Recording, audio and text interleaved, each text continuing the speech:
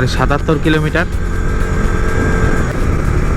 সকাল সকাল বেরিয়ে রাইড করার মজাটাই আলাদা। রোদ উঠে গেলে যা গরম এখন, সেই ক্ষেত্রে সকালবেলা বেরিয়ে আগে পৌঁছানোটাই আমার পার্সোনাল মতে বেটার হয়। কেননা রোদের মধ্যে খুব সমস্যাও। যাই হোক, আজকে ওয়েদারটা দারুণ পেয়েছি, হালকা হালকা মেঘলা ওয়েদার আছে। এখন বাজে 7:22, এখনো রোদ ওঠেনি সেভাবে, কিন্তু দাঁড়ালে একটা ভ্যাপসা গরম আছে, কিন্তু গাড়ি চালালে কোনো সমস্যা নেই। তো রাস্তার ভিউটা দেখো, জাস্ট ফাঁকা রাস্তা, সেরকম কোনো জ্যাম নেই, আর ওয়েদারটাও দারুণ, হালকা মেঘলা মেঘলা ওয়েদার, মানে দারুণ ফিলিংস আসছে, দারুণ।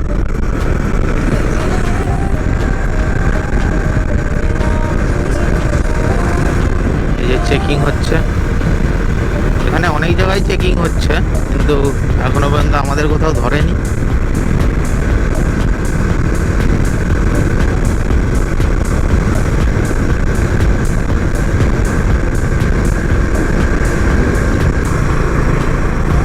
সামনে ফ্লাইওভার দেখলে আমার মনের ভিতরে একটা আলাদা আনন্দই চলে আসে, কেন জানি না, ফ্লাইওভার দেখলে একটা আলাদা আনন্দ আসে। খুব দারুণ লাগে ফ্লাইওভারের উপর দিয়ে গাড়ি চালাতে। পুরো সোজা উঠে একদম ঢালু রাস্তায় নেমে, ওফ, সামনেই পুলিশ গাড়ি, বেশি জোরে চালানো যাবে না, আবার ধরে নিলে সমস্যা।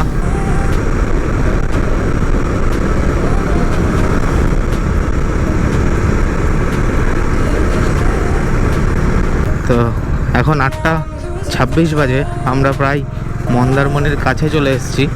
তো আর 2-3 কিলোমিটার দূরে দেখতেই পাচ্ছ সব রিসর্টের হোর্ডিংগুলো লাগানো রয়েছে একদম রাস্তা জুড়ে, পুরো যত রিসর্ট আছে সবার অ্যাড লাগানো। এই যে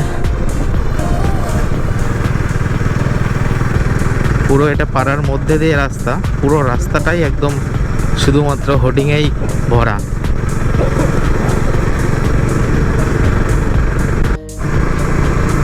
আমরা চয়েস করতে করতে যাচ্ছি যে কোনটায় গিয়ে থাকবো।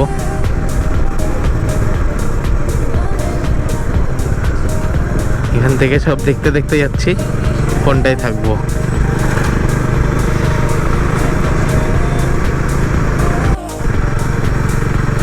তো এই এলাকাটার নাম হচ্ছে রানিয়া, মন্দারমণি থেকে 5 কিলোমিটার দূরে রানিয়া। এখান থেকে মন্দারমণি আর 5 কিলোমিটার। এই যে অ্যাড দেখতে পাচ্ছ।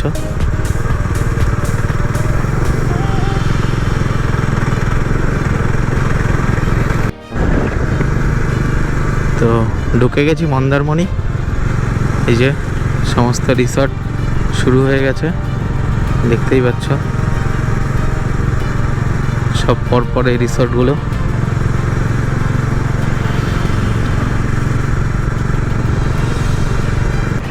ফাইনালি গাইজ ঢুকে গেছি মন্দারমণি বিচে। দোকানপাট এখনো সেইভাবে খোলেনি, দেখতেই পাচ্ছ।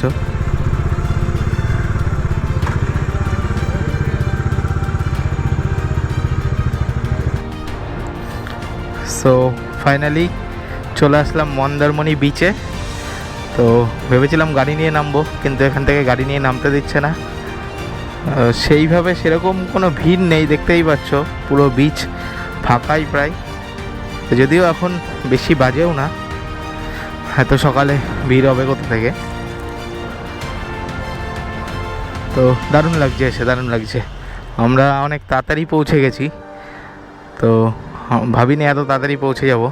আমরা ভেবেছিলাম আমাদের 9টা মতো বাজবে, তো 9টার আগেই আমরা পৌঁছে গেছি। এখন বাজে আমরা 8:30টায় পৌঁছেছি, আধা ঘন্টা আগে পৌঁছে গেছি।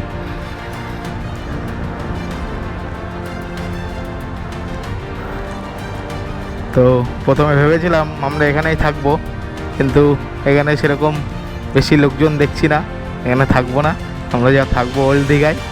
তো এখান থেকে বেরিয়ে যাব। তো চলো ওল্ড দীঘায় গিয়ে কথা হচ্ছে। ফাঁকা ফাঁকা থাকলে সেরকম ভালো লাগে না। তো ওল্ড দীঘায় একটা আলাদাই জমজমাট থাকে সব সময়। তো সেই জন্য আমরা ওল্ড দীঘায় থাকবো। প্রথমে ভেবেছিলাম মন্দারমণি থাকবো, সেই হিসেবেই মন্দারমণি আগে ঢুকেছি, কিন্তু আমরা থাকবো ওল্ড দীঘায়। তো চলো ওল্ড দীঘায় গিয়ে দেখা হচ্ছে। তো বেরিয়ে গেছি মন্দারমণি থেকে দীঘা যাওয়ার জন্য। তো জলঢা ব্রিজ, এটা মানে ভিউটা দেখো, দারুণ দারুণ।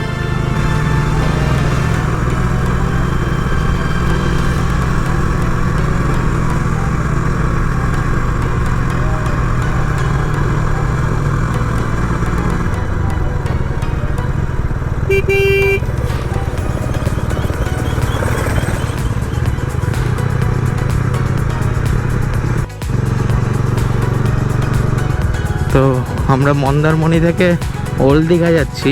ওল্ড দীঘা যাওয়ার রাস্তাটা একদম বিচের পাশ দিয়ে, দেখতেই পাচ্ছ যে গাড়ি চালিয়ে যাচ্ছি। তো খুব দারুণ লাগছে, মানে গাড়ি চালাতে দারুণ লাগছে।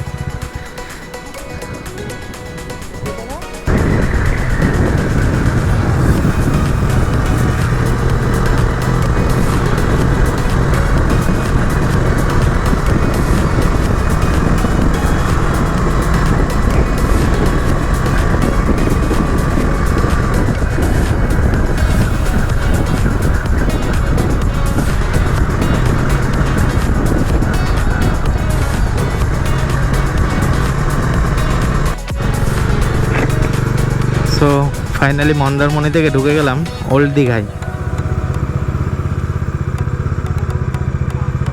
এখানে পার্কিংয়ের কথা বলছিলি? দেখছি আগে হোটেলগুলোতে দেখি পার্কিং যদি হয় তাহলে আর এখানে রাখবো না।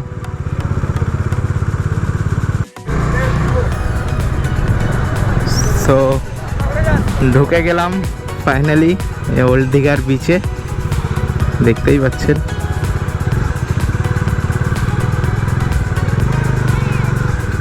এই যে ওল্ড দীঘার বিচ।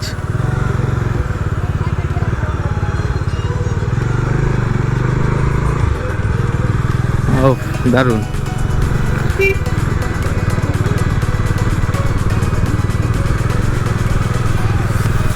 দোকানপাট বন্ধ, সন্ধ্যা হলে খোলে দোকানপাট। তো এই যে দেখতে পাচ্ছ সমুদ্রের ঢেউ, এটার জন্যই তো আসা।